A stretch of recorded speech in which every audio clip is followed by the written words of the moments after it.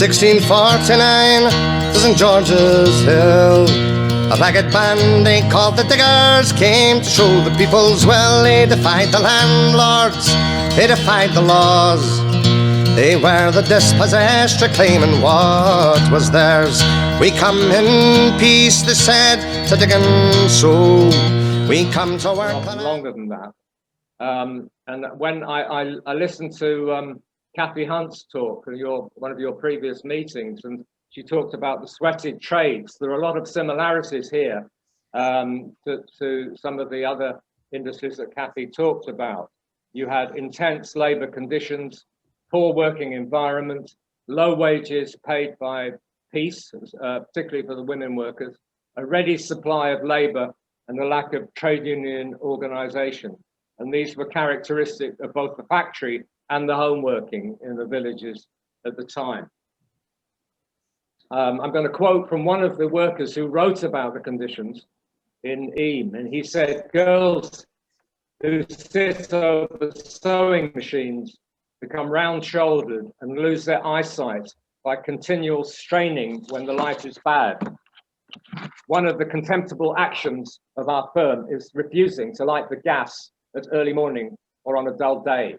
So often the girls or women had to bring in candles for themselves to light up their work. That quote was from this man here, Harry Dawson, who was a clicker at Ridgway Brothers for over 30 years and was sacked in 1918 for alleged union activity. He wrote a detailed description of the labour process in the factories at the time, which is quite unusual. It's a rare worker's eye view of what was happening. He was married to Margaret, who you can see here, who before the strike was... A woman sat in unwomanly rags, plying her needle and thread. Stitch, stitch, stitch. In poverty, hunger and dirt, and still with a voice of dolorous pitch, she sang the song of the shirt. Sweated labour was brought to the government's attention in the late 1880s, accompanied by a great deal of talk and a lot of hand-wringing. A House of Lords committee defined sweating as unduly low rates of wages, excessive hours of labour, and insanitary state of workplaces. But despite being given a name, not much else was done. Nothing was preventing thousands of the most hidden of workers, often, but not always, outworkers, taking in work to do at home, from being exploited by employers seeking only to maximise their profits.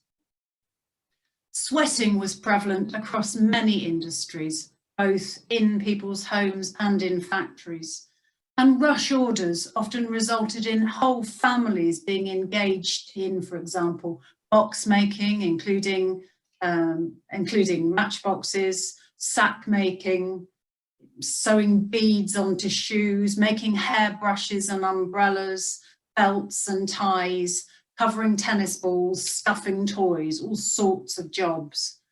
And work that required glue to be heated or fur to be pulled were, as you can imagine, among the most odious jobs to be done within the home, causing significant health problems in living spaces with inadequate ventilation and space.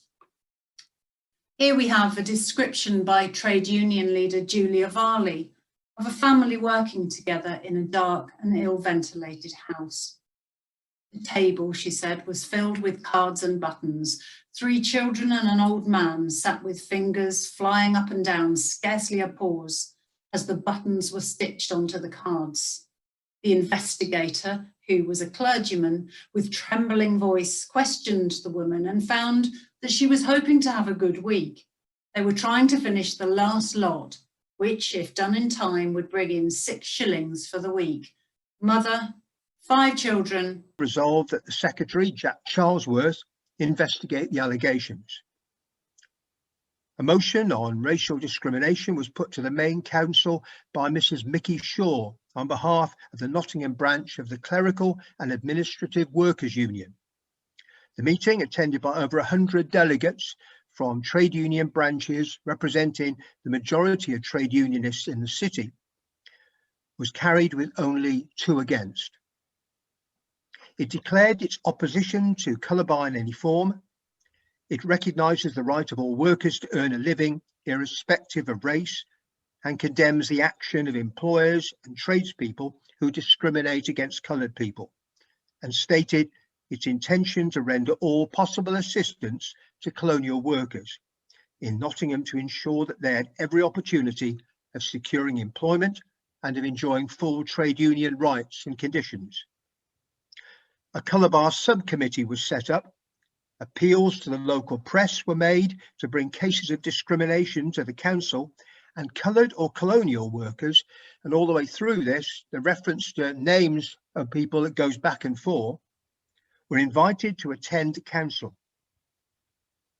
A motion agreed in August recommended that the City Labour Party, who the Trades Council worked closely with, should take up action in the City Council as is necessary to remove any racial discrimination that may exist on the city's municipal undertakings.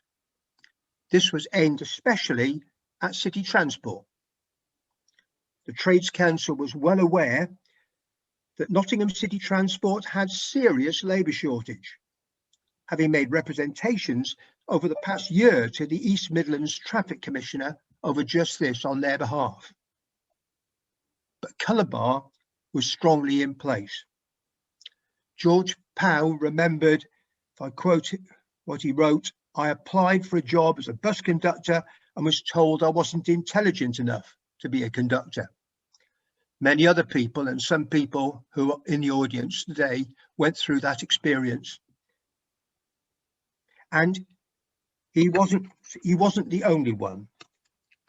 When 4 Transport and General Workers Union branches disaffiliated from the Trades Council at the end of that year, it was clear they were not going to give up the colour bar easily. It stands so proud, the wheel so still, a ghost-like figure on the hill.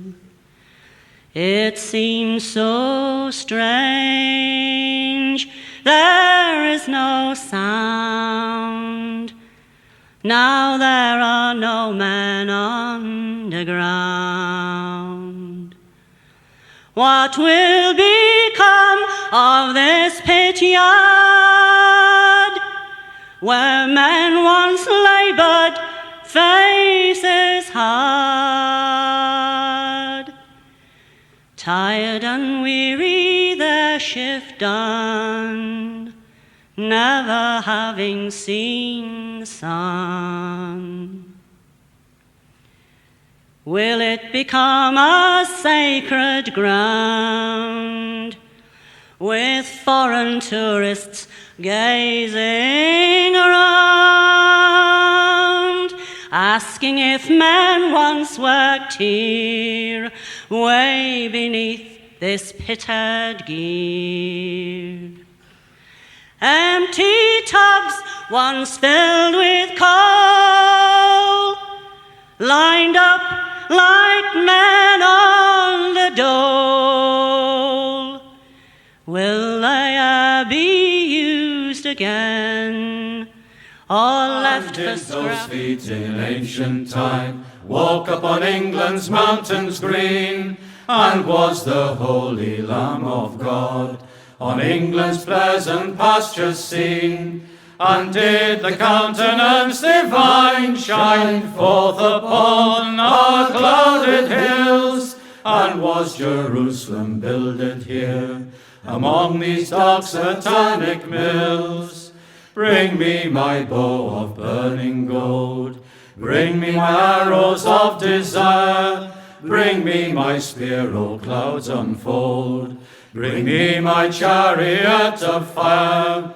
I will not cease from mental fight, nor shall my sword sleep in my hand, till we have built Jerusalem in England's green and pleasant land.